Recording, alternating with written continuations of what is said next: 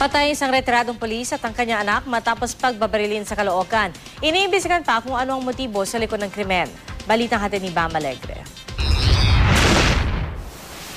Patay sa pamamaril ang retiradong pulis na si Raimundo Listangco Jr. at ang anak niyang si Raymond Lester Listangco pasado alas 6 kagabi sa barangay 179 sa lungsod ng Caloocan. Nakasakay sa tricycle ang retiradong pulis na minamaneho naman ng kanyang anak na si Raymond Lester nang bigla silang pagbabarilin sa madilim na kalyeng ito. Walang direktang nakasaksi sa krimen, pero narinig ng ilang residente malapit sa crime scene ang maraming putok ng baril at tunog ng humaharurot na motorsiklo. Naputukan. Di ako kumikilos dahil gasayang ako eh. Jail. Pag may patay dyan, oh. Hawak na ng mga pulis bilang ebidensya ang isang caliber .45 handgun na naiwan sa crime scene, pati na ang cellphone ng retiradong pulis at ang dalang tricycle ng mag-ama. Tumanggi naman magpaunlak ng panayam ang naulilang pamilya ng mga biktima.